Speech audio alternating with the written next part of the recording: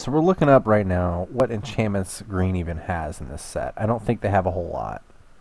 Down, down.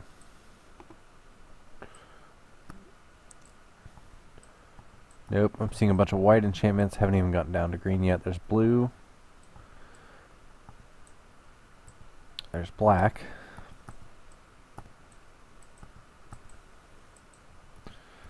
Alright, we're almost down to green. Alright, so green enchantments. You have Into the Wilds, which is look at the top card of your library. If it's land, you may put it on the battlefield. That's unplayable. Then we have Oath of the Ancient Wood, and then we have Primeval Bounty, which is a mythic. And then we have Trollhide and Verdant Haven. Okay. Well, if you for some reason end up in the black-green deck with the Blight caster, Yeah. you probably still won't play this. No, I probably still won't play this because your enchantments that you're playing now are just giving you such a small upside that it's just not worth playing this guy. This is like it's just not worth a card. Yep. So, So let's talk about what's not in the set here. And I'm thinking mainly from my very pro-green experience in M13 that green has been truly wimped. It's there's no weapon. Is there no Centaur Courser even? I didn't see a Centaur Courser. Let's look it up.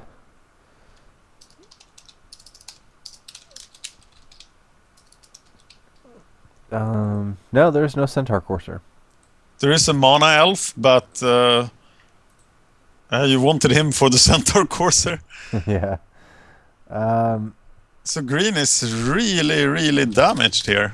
Yeah, green's been damaged, but it's also gotten a few tools. The Briar Pack is one of them that green got. What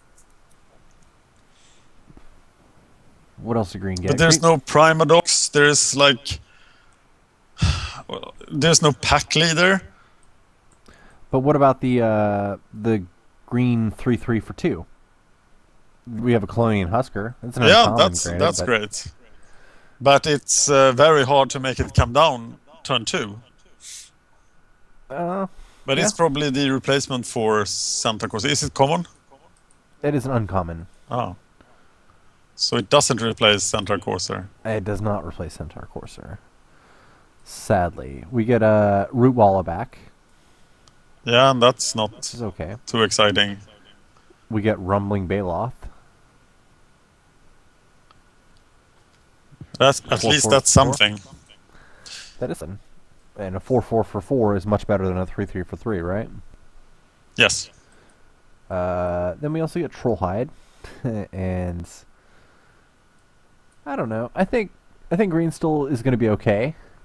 Probably not as strong as the good old days of Thrag Tusk, but Yeah, I think actually all that made it strong is almost gone. So I think green will be...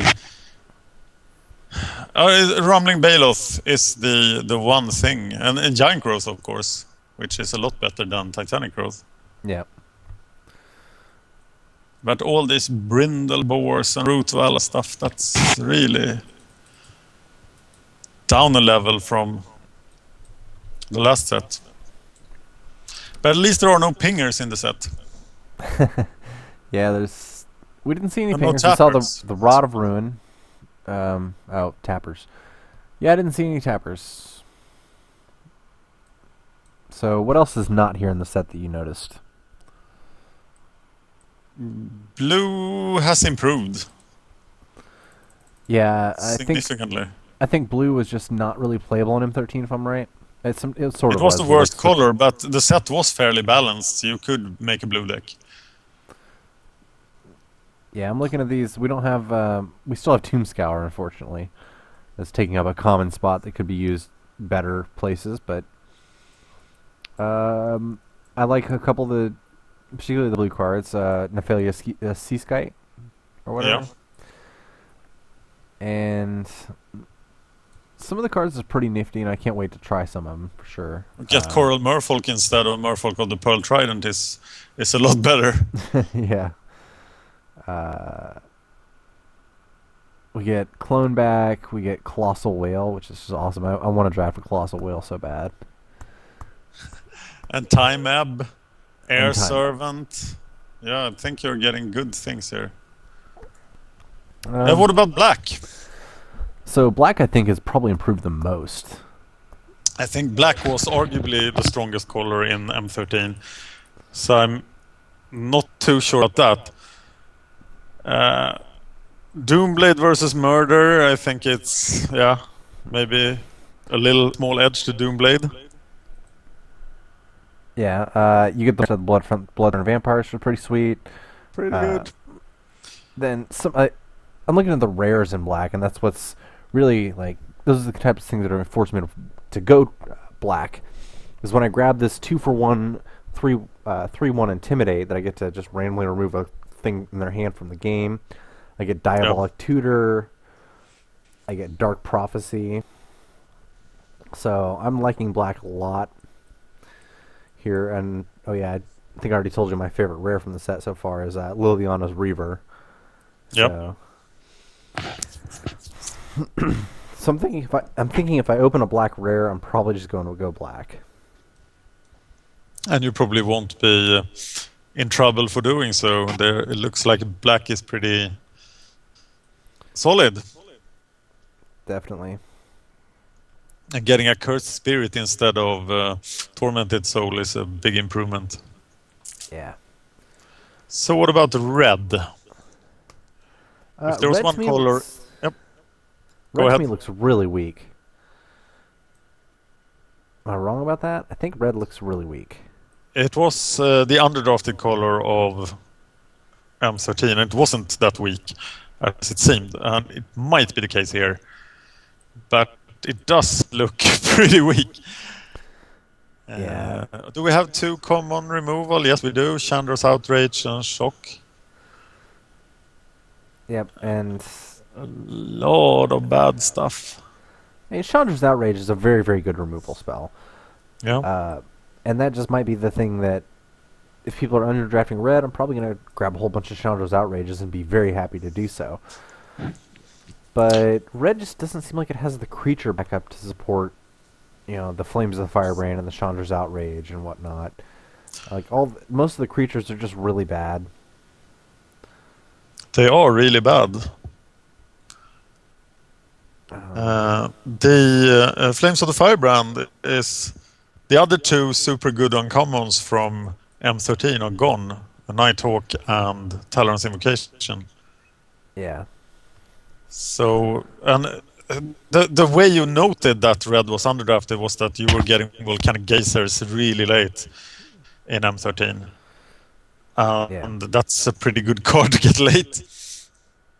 Yeah, I mean, you still get some pretty sweet creatures, but most of them are like rare or even uncommon that it's just like, I'm not too keen on these guys. And This looks like classic bad red, actually. Of course, what do you think of Pitchburn Devils? well, Pitchfork Devils, like it was said before, was it's pretty easy to go 2-for-1 with this card. Yeah. And it can trade up pretty easily. So maybe this is the card that will sort of go red, and maybe they're trying to go to a grindier red control deck.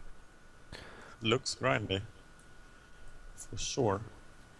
Yep. Okay, last color is white. So white looks like it's pretty strong to me. The problem with white here is that it seems like they've gone almost all in on this life gain thing with white.